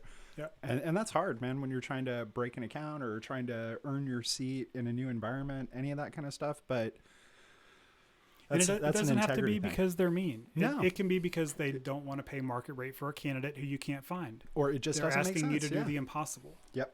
Or you have another client who's more profitable. Yep. Like, the free market aspect works both ways. It works on the rates when there's supply, and it works on the rates when there's demand. Well, and also too, I mean, we have clients, or ex-clients that, I mean, if you have a help desk position open for a year, you've got a problem, and it's not me, right? And you get a young recruiter or a young salesperson. Oh man, you feel bad as a manager, like, oh, Travis, man, I got this new job, and it's like, well, tell me about it. It's like, well, it's at XYZ company. You're like, yeah. Let's talk about that one for a minute, right? You like crushing their dreams, but it's like, you have to explain, like, hey, I'm trying to help you out here because you can spend the next 3 months trying to fill this and you're going to make zero. Yeah. Because 3 other people have tried it for the last year. Yeah. And, they want something that the rate's not right. They're never happy.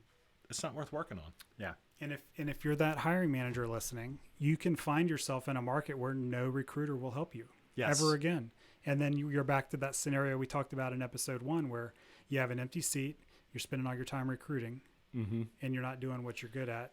And just, I think Chet said it really well, and we're going to talk about his episode. He was talking about buying software, but this is like one of the best things that I got out of all of the interviews that I did on RecruiterCast is that, we all kind of go into this thing saying, this is what we want. If you can't give me what I want, whereas if we were to say, this is what I want, and I'm willing to like adjust 10% of that if you have something today, right? He's talking about choosing software and changing your process a little bit to get the best software platform, but choosing a vendor, choosing a candidate, same thing, right?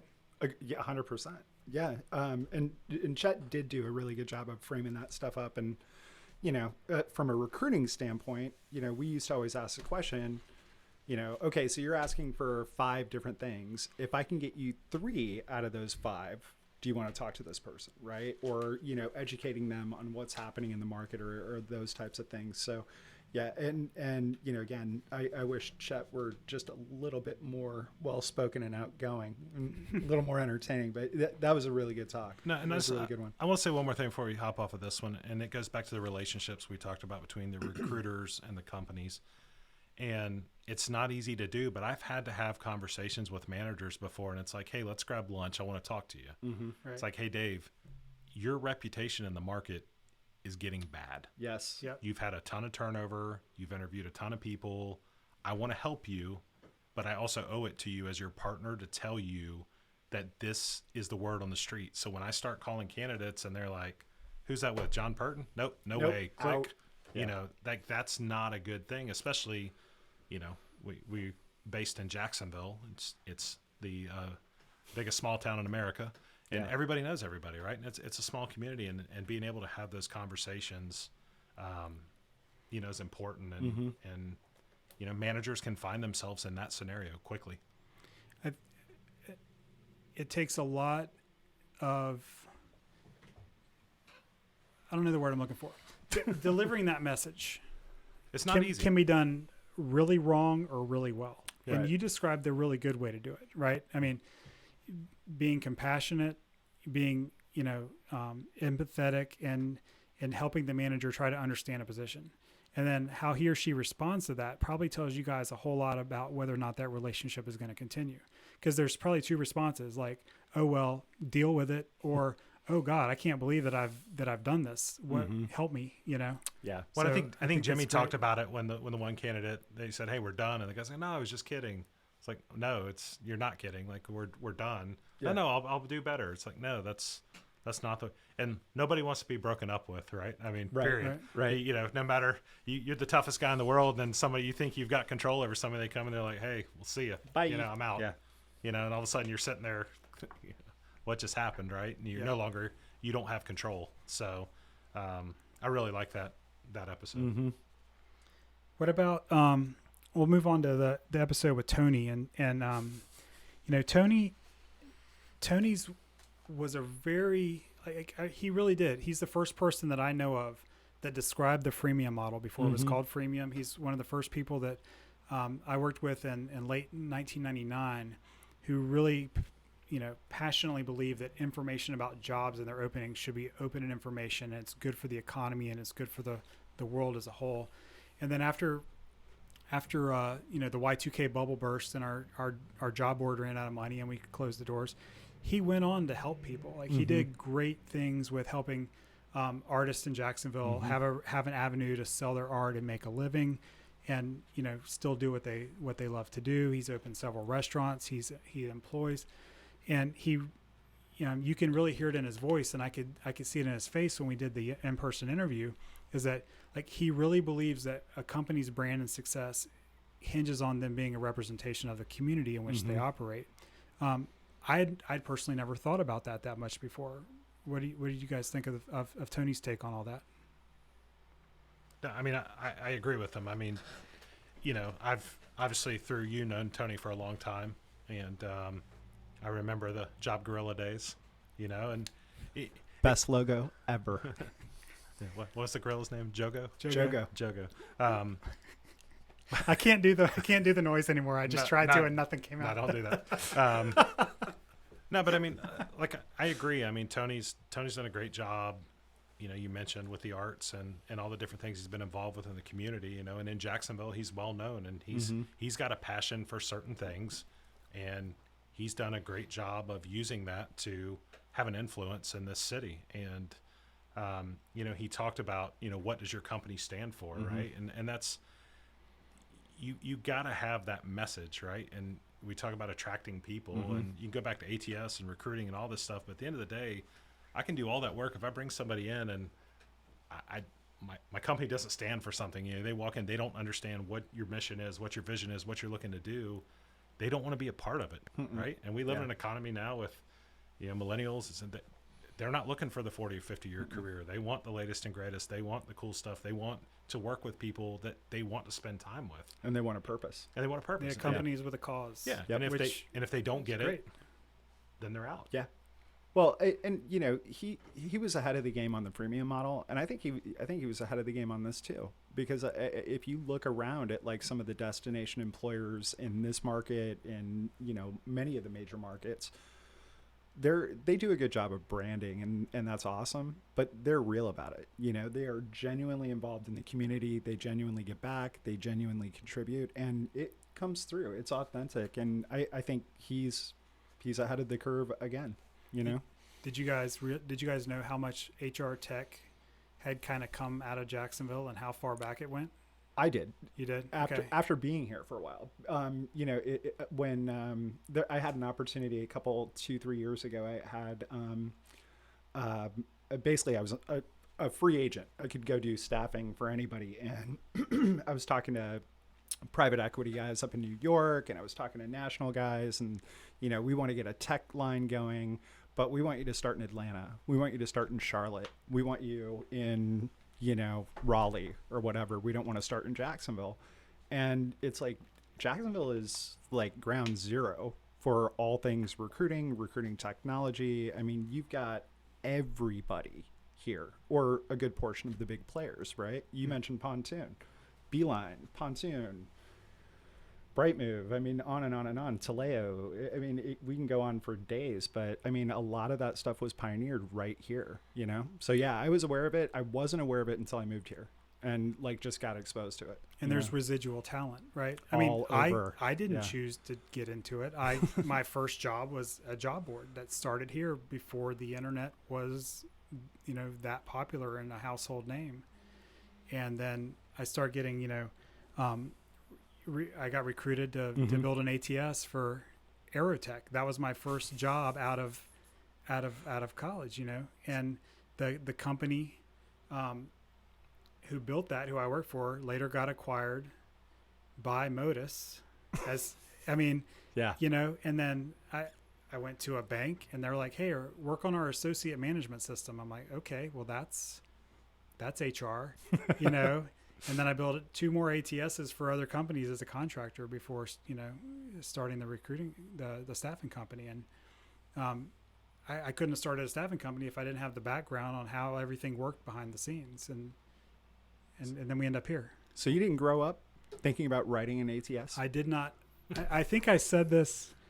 If I didn't say this on one of the episodes, Andrew cut it out, thankfully, but I'll go ahead and throw it out there again, just as live only. My aspiration as a young 9-10-year-old in elementary school is I wanted to be a break dancer. Nice. Yes. Okay. So think Run DMC. Oh, yeah. The movie Beat Street and Breakin'. Sure. This is pre-Breakin' 2. Not the electric Yeah, I boogaloo. mean turbo, Ozone, Ozone. or turbo? Which Ozone one did you or want to be? turbo? turbo, Okay. definitely. Yeah, Doesn't matter. They're both so cool. The Yeah. fact that we all knew the two of them is that Yeah. should be breaking news alone. so no, I didn't want to be a recruiter growing up, and I didn't want to be in the recruiting industry. But I will say that I often think about, like, if I'm having a down day, right? Whatever's happening, we all help people get jobs, and at some point we've helped hundreds and thousands of people either make a change or be able to lift themselves up or enable them to do something that they wouldn't have otherwise been able to do. And that doesn't just stop at this table. That's every recruiter out there who's woken up and done a job that's really not for everybody. Yeah. And I think everybody should pat themselves on the back for that. I joke around about it. I've placed thousands of people. I've even earned money on a couple of them.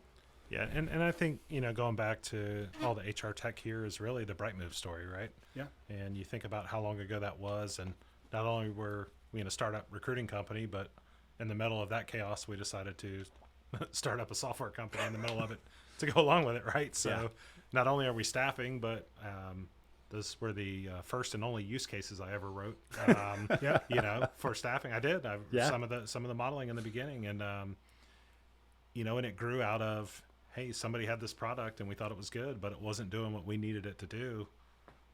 We can do it better, right? That's one of the E-myths, one of the things we talked about, right? Oh, we can do this a lot better. And it's a testament to see here, 10, 15 years later, it's still going, right? And so, but you mentioned all the different companies, and, there's a ton of them here. And, some that, aren't the big boys that are even smaller, but, there's a very good ecosystem of HR tech companies in this market. Yeah. And the analysts and the talent that goes along with making them run. It's a great place to start a HR tech company or to run one like we're doing here. Yep. And, to your point, that the whole grassroots user-driven feature set, that was version 1 of Brightmove. Like we couldn't afford to. We didn't do anything that we didn't need to run the company. Yep. Right. Day one was, we need a report on the spread from all of our placements because we don't have enough money to cover the month. Yeah. Yeah. So our large client made their own payment terms. Yeah. Yeah. So with HR tech, anything kind of takes us into Chet that we've already kind of touched on a little bit, and that's choosing the software to run your business. So the idea of this episode again was, if you think you're going to go out on your own, whether it's in staffing and recruiting or any other industry that you're a part of, make some good investments and some well-informed decisions up front, and it'll save you a ton of money in the end. Yes. Yeah. I mean, yeah. I've done consulting for organizations where, they bought a CRM, they thought it did everything they wanted it to do, and then, 7-8 months in, they have an initiative and, it doesn't do what they need it to do. They've got to start all over. So, you have to be very intentional. You have to be very planned. And, it shouldn't just be about cost, right? It should be about, I don't know. He touched on something. Like he doesn't call them vendors. He calls them partners. He doesn't want vendors. He doesn't want, toner cartridge sales guys, dropping off coffee mugs and stuff like that. He wants somebody that's going to partner with him and build a solution to his business problem. And I think that's something that a lot of business professionals, when they're going through their evaluation process, they kind of lose sight of that because they get caught up in features, they get caught up in costs, they get caught up in ease of use and things like that. And you really do have to have a partner and not just a vendor. And that was the most impactful thing from him. So I really enjoyed this episode. Over my 17 years, I've been involved in a few software implementations from ATS and CRM perspective. But one of the things he talked about was being willing to change your business processes to an extent for software. So as somebody who's been through an implementation where a company paid a lot of money for software only to configure it exactly like the last piece of software, it doesn't make sense, right? Like if you've chosen the best software for what you're looking to do, and the first thing you do is change it back to do the way you were currently doing it before, then why change? Mm-hmm. Save the money, put the money into something else, invest in something. Like, it doesn't make any sense. And, I really enjoyed that aspect of his conversation there. And then, you mentioned the partners thing, but he mentioned, responding on LinkedIn, like to the people that reach out to him. I thought that was pretty powerful, right? That's crazy. Which is crazy because, it's a jungle out there. Well, we talked about like being nice to people on, like recruiters, if they accidentally reach out to you. Yeah. It's the same thing on LinkedIn. I mean, it is a business commerce platform. Yeah, I mean, let's be that's real. what you're there like, for. If you want it personal with your buddies, go to Facebook, Mm-hmm. right? But you see these posts by people. It's like, oh my God, I can't believe John's a sales guy and he reached out to me today on LinkedIn. I'm like, why? okay, number one, if you didn't like it, delete it. Yeah. Yeah. Why did you waste more time writing a post about John who's doing his job, right? Like Right. that part of it. I just like the fact that he says, hey, I'm going to reach back out to him and they might have something that makes sense. And then the other part I like too is he's like, why am I going to buy a software and customize it if I know the roadmap? And he talked about the release notes. And I like that. It's like, hey, well, if I know that Brightmove's going to put this feature in, next, January, well, why am I going to go pay a bunch of software developers to customize it when I know it's coming? Like, I can figure out a way to get to that point. And I think he mentioned their CPQ vendors same way, like understanding what they're doing. So I thought his was very, very impactful, like kind of his mindset. I wish that he was able to talk to some people before some decisions were made in my past, right? Because I think it would have saved a lot of time. And, I think that's important is, as you talk on Brightmove or anywhere, it's like, hey, don't spend money to spend money. Make sure that you're willing to change with the times and not just reconfigure it to do the same thing that you were doing before. And Chet has the ability to make really expensive, bad decisions at a company the size of McKesson. Right. I mean, really, really expensive decisions. And, I know at McKesson, they classify vendors like suppliers, vendors, partners, and preferred partners, right? Supplier brings you paper towels for the bathroom. A preferred vendor, you got someone you can call and you're influencing their product roadmap. So think about that spectrum of relationship and where you want to fall in line with the vendor you choose. Or if you guys are selling software or staffing services, or me selling software, I want to be a preferred partner then too. Like I want to, I would want a staffing partner that said, hey, if you tweak this, you're going to get better results, and say, okay, yeah, otherwise, why am I going to give you the same description that the last 3 staffing companies couldn't fill? Yeah. And expect a different result. Yep. Yeah. So, yeah. Totally off topic, but I'm curious. How often do you coach recruiters up when they hit you up on LinkedIn? Like, how often do you kind of coach them and just say, hey, these are 3 things you might want to work on? So I'm very conscious of being nice to people. Yep. You can go through my email. You're never going to find an email where I belittle or talk down to somebody. And it's funny you mentioned that, because I talked on that panel in West Palm Beach, and there's a small staffing firm down there. And couple of the guys there befriended me that night, and they, they'll send me notes, and we still exchange messages like, hey, it's going good. And I'll pump a little advice here and there to them, like, hey, keep doing this. Yep. And, they're in a different space than I am, right? So not a direct competitor. Sure. But actually one of my own internal employees emailed me the other day for a project manager job. I don't know how my name popped up in our ATS. Thought it was pretty interesting. So when do you interview? So that's what I wrote back. I was like, hey, this sounds really interesting. When could, but I to your point, yes, it's like, hey, I appreciate you reaching out. By the way, I work for your competition, and you probably don't want to email me about any more of your jobs. I actually got a text message the other night. It's like, hey, I submitted 2 candidates to this, and I'm working on another one for this. And then the next one is like, oh bleep, wrong Travis. And you're like, I was like, hey man, thanks. Keep sending me candidates. It's great. But even that, no, so I'm very good about that. Yeah. And, just like I don't want people to be rude to them when they make a mistake. Same thing. I operate by that same principle. Yeah, me too. I was just kind of curious. I know you're really good about offering constructive criticism, and, here are some things you might want to do too. So if you're listening, go easy on people on LinkedIn. That's all. That's all I'm saying. And hit up John and ask him whatever you want to ask him. Send me your resume. I'll review it. It'll be great. Yeah, no worries. His home number is.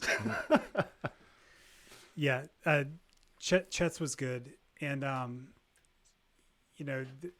if you think about why someone would change software, right? Mm-hmm. 3 reasons: save money, new features, risk mitigation. So if you're thinking about changing software for one of those, for a reason that's not on that list, or you don't know why, to Travis's point, why change it just to change it, because you like a sales guy better than another sales guy. And training is expensive, Yes. implementations are expensive, all things being equal. If you're not getting one of those 3 things out of it, it's probably not a good business decision.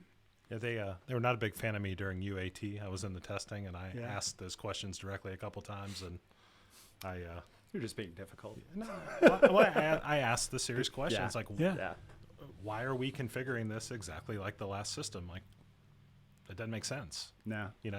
They have a process built out. Let's follow it. Right. Let's advance and get going. So, Fair enough. All right, last episode, Anton Antonov. And this guy, I was, in a good way, I was warned before I interviewed him, because he came as a recommendation from someone who had worked with him in a data science capacity. And the quote was, "Anton's done more data science today than you'll ever do in your whole life." And that's true. He understands AI and data and patterns and mathematics way beyond the common person. And, his view of what the resume looks like to the computer really boiled down to, if you're authentic and your resume is truthful, the ATS or the search algorithm will find you. Mm-hmm. And it kind of was a great tie-in back into what Ken said, from less of a data science standpoint and more of a marketing standpoint. Mm-hmm. So AI is a really hot topic right now. There's even more debate on whether or not it's real. Mm-hmm. Yes. I would say if you're going to buy something because it has AI, ask some questions and don't take "trust me" as an answer. Yes. Yeah. So how about we hit, because we can't even compete with, With Anton? we can't talk about the AI with Anton. No. You're just going to have to listen to this episode yourself, and it'll be live to everybody on Monday. But how about best AI that you've been marketed or sold to you that was just like it was a bookshelf. It was nothing new. Oh gosh. I can't mention, I'm not going to mention the company name, but I will mention the product they sold, and it was called Social Velocity. And essentially what they would do was measure how cool you were on Twitter, social media, etc. And they would make recommendations on how you could reach "quote unquote" social velocity by tweaking it. And it was $500, and at the end of it, you got a PowerPoint presentation with a couple of, you should update your LinkedIn profile, do these things, and you might want to change your profile pic on Twitter and start following these people. So that was horrible. But I have seen some pretty decent AI products too. Okay. There are a couple of good ones out there. Yeah, I was gonna say, for me, I've been to couple tech shows where they have them where they can take LinkedIn profiles and resumes, and they create a score on the side, but there's when you start to dig in a little bit about how the score correlates to what you're looking for, it's kind of hard to determine how you're doing. And then I'd say from the other AI side that I'm seeing more now in recruiting is chatbots. So those seem to be, once again, it goes back to the communication piece, right? A lot of people don't want to talk to you, and then you send them a text, and they're mad at you for texting them. And, right.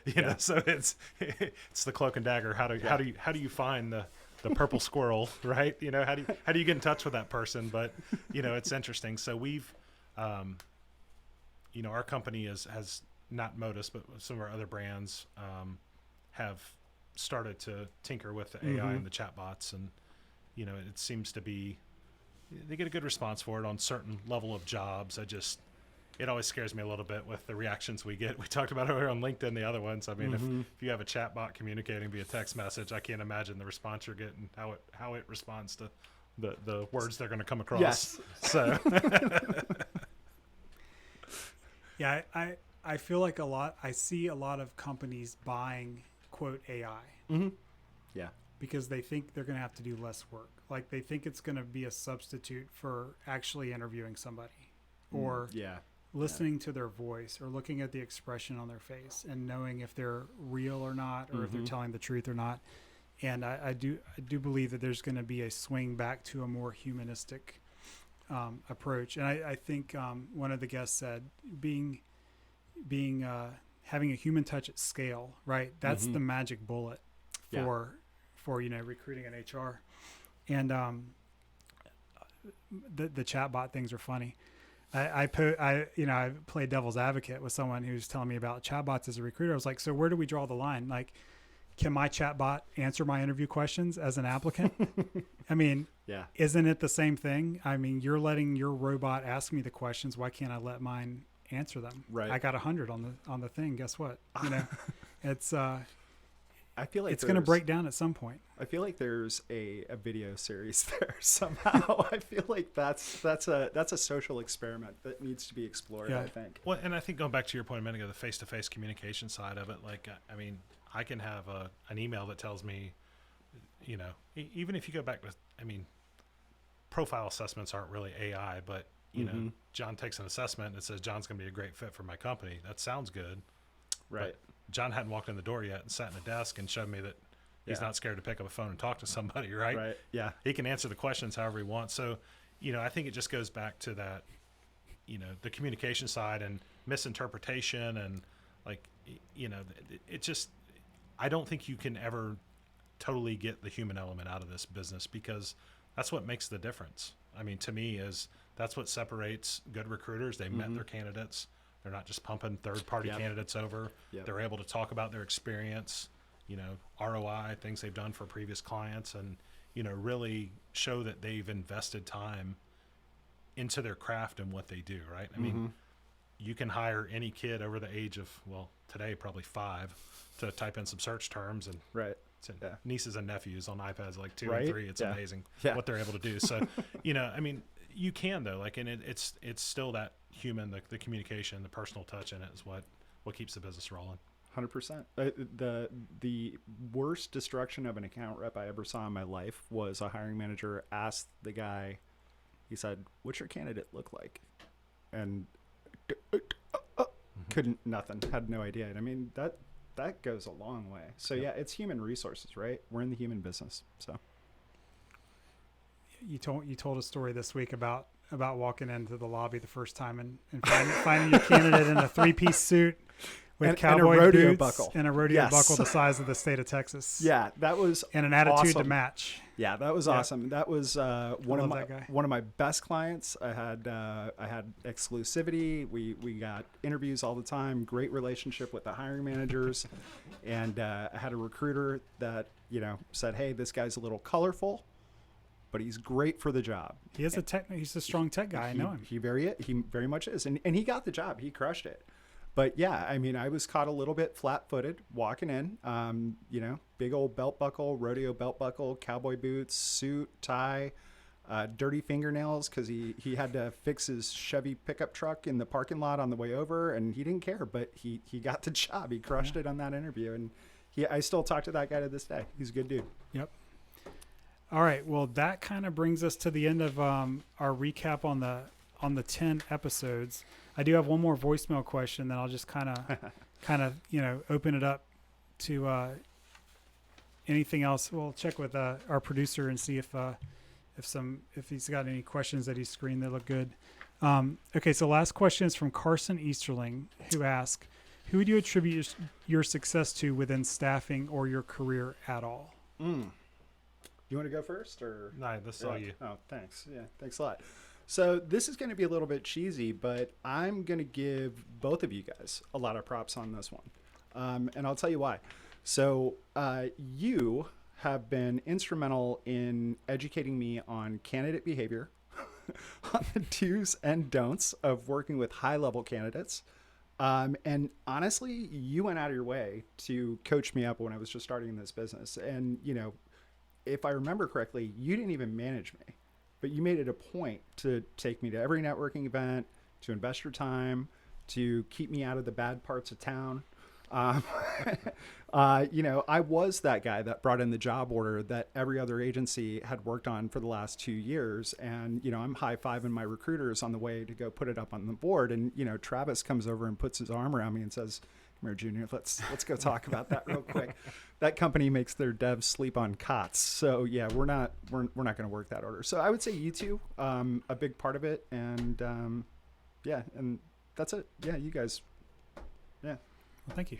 You're welcome. So I'm one of those people that I try to take something away from every experience in life, right? So every job, if I go to a meeting or a training or a seminar, you're not going to take away 3 days worth of stuff. You just don't do it. So you try to take away something from everything. So obviously, I owe my success to Dave and Jimmy for giving me the opportunity to get into the business. We learned some hard lessons together as a small company, and and that was definitely eye-opening, and it taught me technology, and it taught me how to, some of the relationships and meeting some of the people that have been on these podcasts, I met at that time, and there's still resources I can call if I need to, right? And then, I went from a startup to a very large company, and, I think, it was Robert Half. I think they have a very good training program, right? I mean, I learned a lot there about the ins and out of the business. And the one things I always said about Robert Half is they have a business model and they stick to it, and they don't change. It doesn't matter the economy, doesn't matter what's going on, they stick to it, right? Then I went to a small startup in between, Robert Half and Modus, and I got to work with Tom Nolan. I'm pretty sure he's listening, but Tom and I learned quite a bit from each other, and in a short period of time. And then coming to Modus, I mean, so I've got mentors along the way. I mean, I've got more than a couple, so that might hold another podcast as well.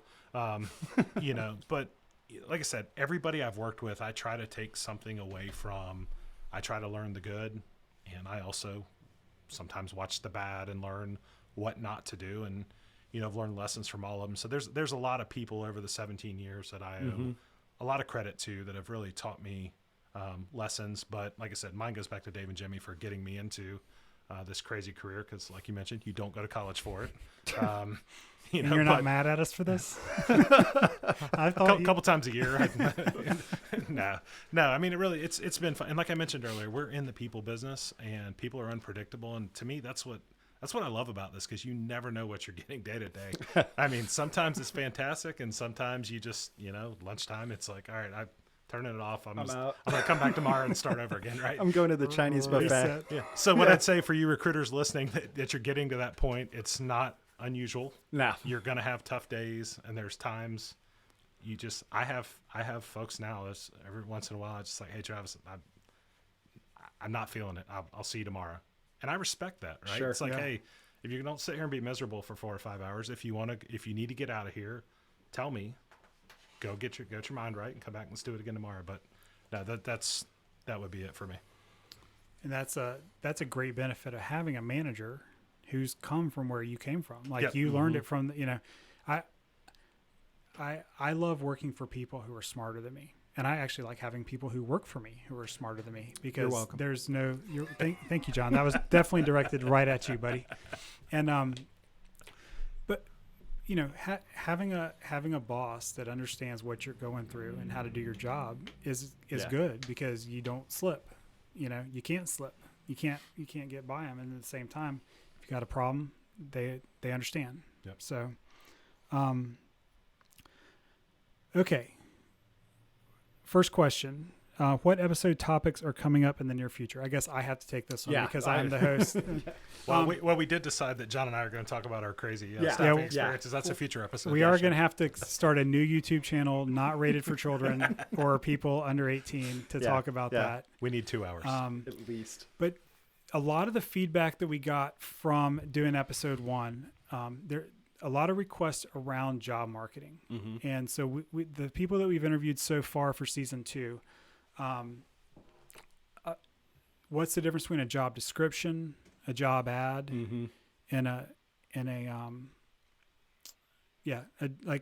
what's the technical, what we need? What's the first draft that you're sharing with your recruiters, and what are you putting out there into the wild for the world to see?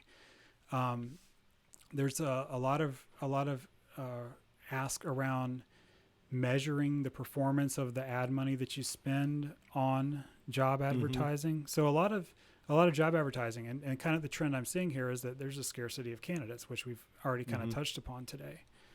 We're going to go into some roundtable discussions with a set of standard questions, and we're going to have 4 groups of people that we talk to. We're going to talk to Gen Z.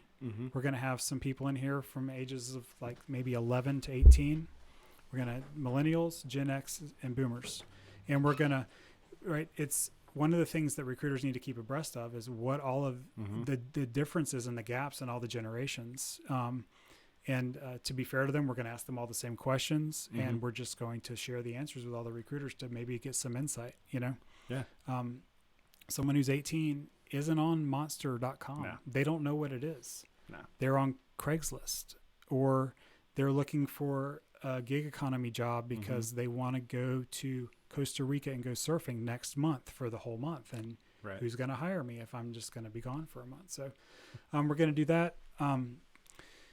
We did ask some of the presidential candidates to come on the show, and they haven't gotten back to us yet. But if you're watching Super Tuesday, you'll be in Florida next week. Come on by. We'd love to ask you about how your economic plans are going to affect the recruiters of the world.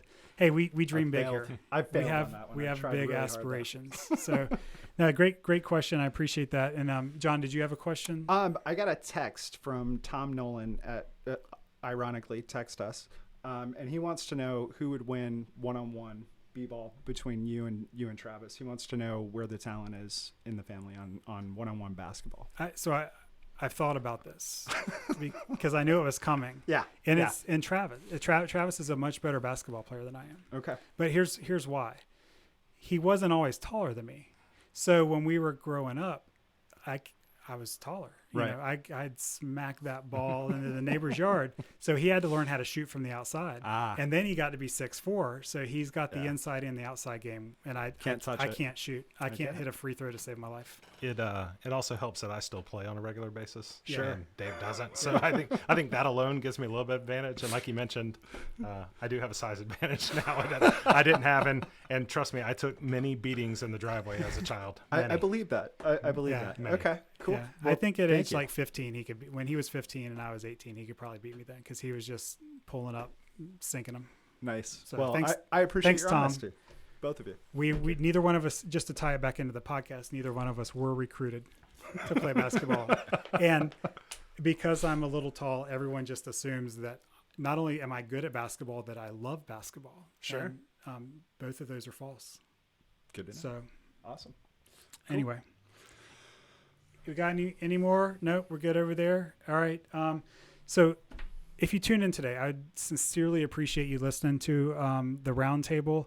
If this is the first exposure that you've had to the RecruiterCast podcast, I hope that you're intrigued enough to maybe go back and listen to some of the other episodes. We try really hard to provide really good content that will help you in your job and help you in your professional career, even if that's not what your current job is. And if you have any questions that you'd like, or if you'd like to give us some suggestions on topics for season 2, you can call us at 904-525-8134 and leave a message. And we listen to every message that's left. We listen to all of the emails that you send. You can visit us on the web at recruitercast.com. You can fill out a form to recommend a topic, suggest a guest, whether it's yourself or somebody else, or just give us overall feedback. And I've had fun doing this. I'm committed to 2 seasons. Season 2 is halfway recorded. We kind of have the roadmap, but that's flexible. It is my show. I can do what you want. I can sub it in and out whenever I want. And really, the goal of the Roundtable was to bring in some industry veterans to talk about the content. And I knew I could get an honest answer from both of you as to whether or not this was a waste of my time or not. And we'll have another one after the end of season 2 and decide if there's going to be 3 or not. But have you enjoyed it? Have you had fun doing this? I have, and I'll be honest, I've learned a lot more than I expected to learn. I kind of I went into it not knowing what I was doing. Yeah. Andrew and I have spent a lot of money on equipment that we didn't even know we needed when we decided to do this thing, which is like a perk of it, because I got the nerd gene, and it's audio and software has kind of come together where it really wasn't the same. Mm-hmm. It wasn't in the same kind of category when I got into just recruiting. But yeah, learned a lot, met some interesting people, and I'm really looking forward to continuing on the thing. So I appreciate Awesome. y'all. Thank you guys you. are both busy. Very, Thank you. Very, very well respected guys, and I appreciate you taking the time to be here today. Thanks, man. Thank you Appreciate for it. having us. Thank you. Thank you, sir. Thank you. All right. Cue that original music by Dave and Andrew. Theme song. And we got a new theme song for season 2. Really? Stay tuned for that. Oh, nice. All right. And we're out.